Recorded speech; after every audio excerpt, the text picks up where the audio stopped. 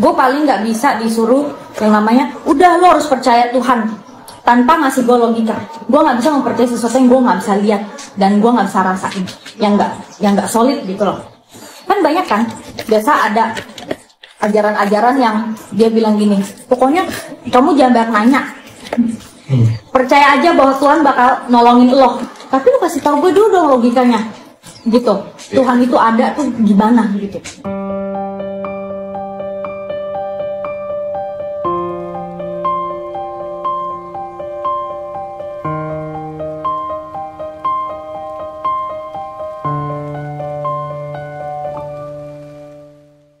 Oke, itu kan sering nggak terjawab tuh sama pencarian agama gue. Menurut gue Islam itu agama yang paling masuk akal. Cuman kan gue belum mempelajari terlalu jauh. Gue, jadi waktu itu kan kata orang, contoh ya, Allah itu maha pemberi. Gue kan namanya gue maruk ya, gue kan dulu matre banget. Tapi gue nggak ngetes Allah bakal ngasih gue duit apa enggak. Gue ngetes sifat Allah yang maha pemberi, yang kayak di surah Al-Baqarah itu kan, minta maka kau akan kukasih. Gue minta terus, lu tau gak gue minta apa? Hal yang paling nggak mungkin buat gue. Gue kan nggak pernah belajar bahasa Arab, nggak pernah belajar surat, dan gue baru masuk Islam kan. Gue mau buktiin bahwa itulah sifat Allah, bahwa lu ketika lu minta, lu udah Islam nih, lu minta Allah akan kasih.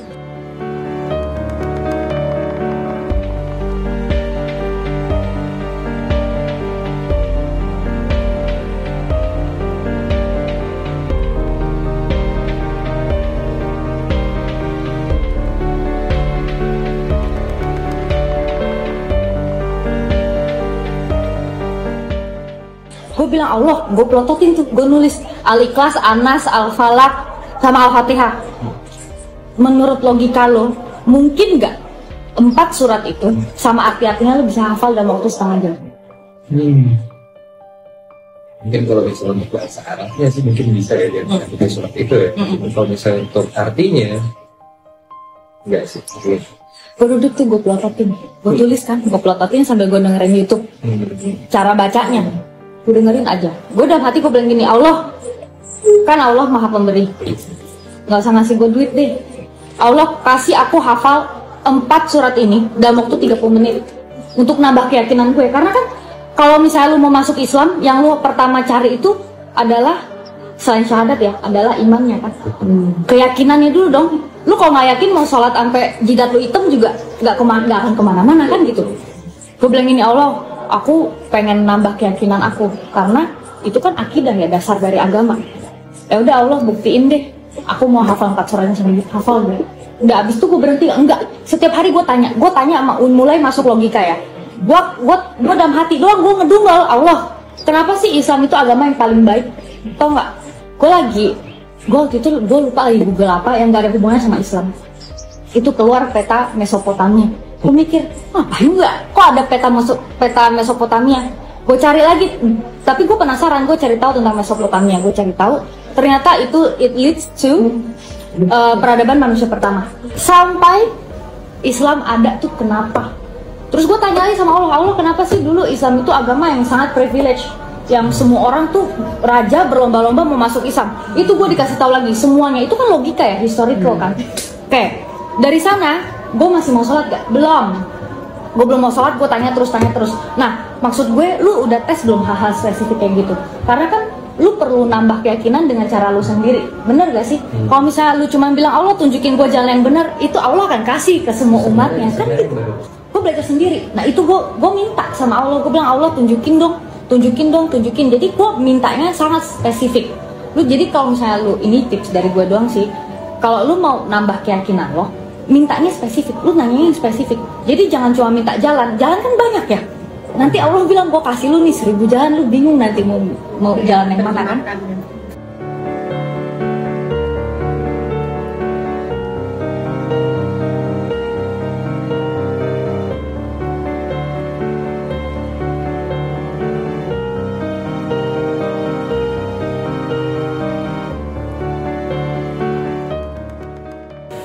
Di saat gua baru bisa sholat, itu gua dihantem bahasa banyak banget. Uang gua itu tinggal 23.000, sekian. Ternyata di sana gue sempat minta Allah, gue kan orangnya mulutnya kasar ya, suka meledak-ledak, Allah kasih dong aku hati yang tenang, kasih dong gue damai dan lain sebagainya. Gue pernah along the way ya, cuman kan gue nggak tahu dikabulin apa enggak ya. Akhirnya di saat gue bangkrut begitu, lu tau gak, gue ketawa-ketawa, enggak stres, enggak kepikiran, enggak gimana-gimana. Gue ninggalin sholat gak? Enggak, tetap gue sholat, nggak ada duit. Pas mau isi GoPay, hah? Katanya saldo di rekening Anda tidak cukup, bayar. Lagi lapar, baru bangun. Dan 4 hari lagi gue harus bayaran apartemen itu, waktu itu 16 juta. 4 hari lagi nggak ada duit. Hari gue sholat, gue cuma bilang gini, Allah, aku tuh baru kali ini aku baru pengen sedekah. Dulu tuh gue nggak pernah mau sedekah sama orang karena gue nggak ngerti esensinya. Lu punya 2 mata, 2 tangan, 2 kaki, kita sama. Kenapa lu yang harus gue kasih duit? Sama kan? Mungkin kita ketemu karena kenapa gue harus kasih lu duit? Lu kan bisa kerja.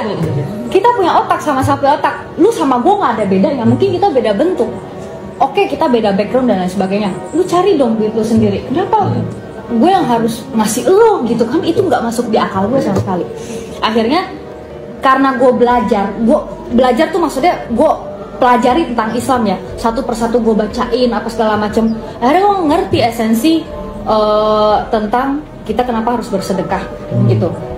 Dan akhirnya gue sholat, gue bilang Allah, duit aku tinggal 23.000. Sedekah yang aku tahu hanyalah sedekah uang selama ini. Dan ketika aku mau sedekah aku nggak punya uang. Jadi aku harus sedekah pakai apa Allah? Gue tanya. Gue sampai segitu gue tanya. Akhirnya dijawab sama Allah, gue disuruh mensedekahkan ilmu pengetahuan itu. Akhirnya tentang ya psikologi lah, mental health lah, physical health dan lain sebagainya. Gue share itu di story, iseng-iseng doang gue tulis, dan ternyata banyak orang yang terbantu kan. Gue sampai kaget kayak kok bisa ya orang terbantu hanya dengan gue share sesuatu yang menurut gue sangat simple.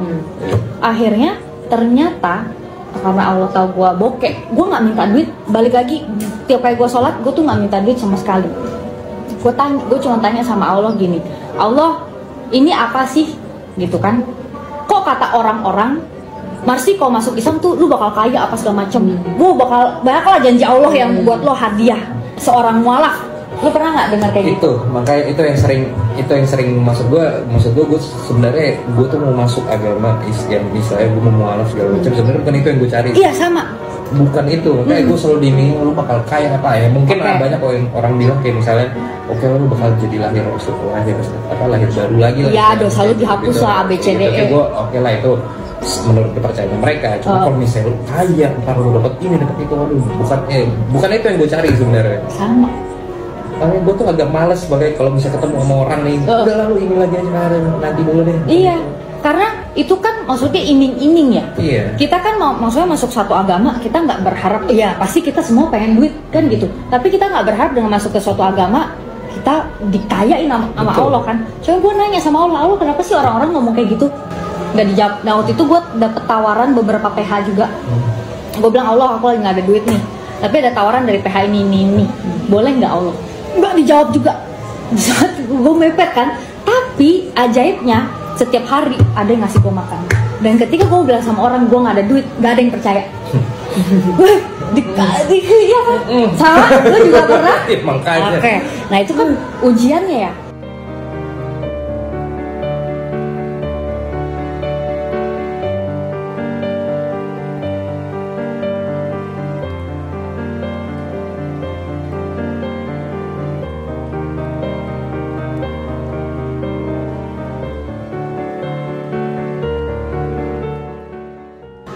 Oke lah, dibangkrutin. Di saat itu ternyata nggak tahu dapat jawaban dari mana. Marsi, keadaan lo itu namanya istidraj. Jadi ketika sebelum gue masuk Islam, gue kan ngerasa dulu gue berbuat yang haram-haram kaya-kaya aja gue, duit gue banyak, nggak pernah di bawah 9 digit itulah. Kok ketika gue masuk Islam gue bangkrut kan gitu ya? Ada pertanyaan itu tapi gue nggak marah. Gue yang kayak ya udah gue ikhlas. Ternyata duit gue yang mungkin ya samain yang halal cuman 23.000 itu, karena mungkin pekerjaan gue dulu nggak halal, duit gue habisin dengan yang halal. Apa? Gue nggak pernah kepikiran itu. Jadi ibaratnya hidup gue itu lagi diriset sama Allah. Allah hancurin gue, hancur sehancur-hancurnya. Gue bahkan dijauhi oleh beberapa orang yang gue anggap sahabat, yang sering gue bantu dan sebagainya. Ketika gue masuk Islam tanpa ada masalah ya, itu gue kayak ditinggal sendiri. Nih gue sampai merinding. Semua orang menjauh, jadi gue kayak sendirian.